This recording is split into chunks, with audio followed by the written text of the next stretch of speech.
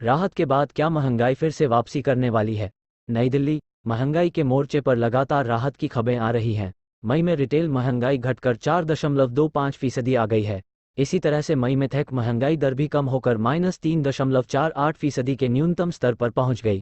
Industry और market के दिग्गजों को उम्मीद बंधी है कि आगे भी महंगाई का रुख नरम रहेगा और लोन के सस्ता होने का दौर शुरू होगा। Reserve bank of India (RBI) जल्द ही रीपो रेट में कटौती करेगा, लेकिन उसकी क्या आशंकाएं हैं? चिता बरकरार। जून की मॉनेटरी पॉलिसी में आरबीआई ने इसी उम्मीद को बरकरार रखते हुए लगातार दूसरी बार नीतिगत दरों में बदलाव नहीं किया, मगर अपनी कमेंट्री में और बाद में प्रेस कॉन्फ्रेंस में आरबीआई के गवर्नर शक्तिकांत कटौती दास ने महंगाई को लेकर अहम बात लेकिन कही। उन्होंने कहा कि महंगाई को लेकर आशंकाएं, चिंता और अनिश्चितता अब भी बरकरार ही रीपो है। उन्होंने महंगाई पर अर्जुन की नज़र बनाए रखने की जरूरत को दोहराया। महंगाई अभी भी 4% के अर्गे से ऊपर बनी हुई है। उन्होंने ये भी कहा कि यात्रा का अंतिम चरण हमेशा सबसे कठिन होता है।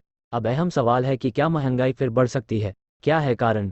Indian chamber of food and agriculture के चेयरमैन डॉक्टर एमजे खान का कहना है कि आरबी को महंगाई के बढ़ने के पीछे आशंका अल नीनो को लेकर है।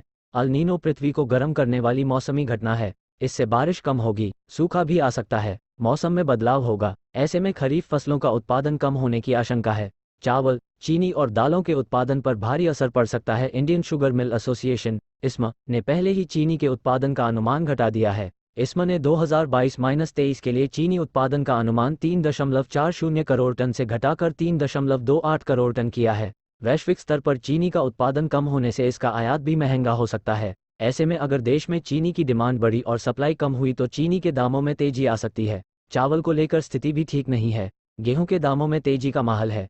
सबसे अहम बात यह है कि अगर खरीफ फसलों की बुआई कम हुई तो अल नीनो का असर देखने को मिला तो खाद्य चीज़ों के थोक और खटेल दामों में फिर तेजी आ सकती है। महंगाई दर को मापने वाले बास्केट में 40% हिस्सेदारी खाने वाली चीज़ों की है।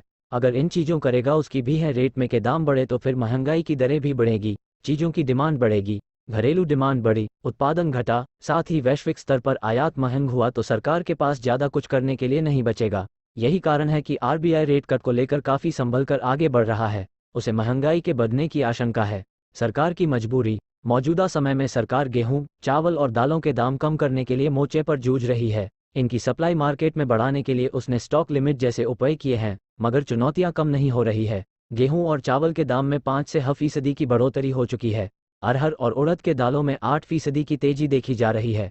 चावल की औसत कीमत 10 जून को 40 रुपये थी, जो पिछले साल की तुलना में 8% ज़्यादा है। इस वक्त सरकारी स्टोरेज में करीब 80 मीट्रिक टन चावल है।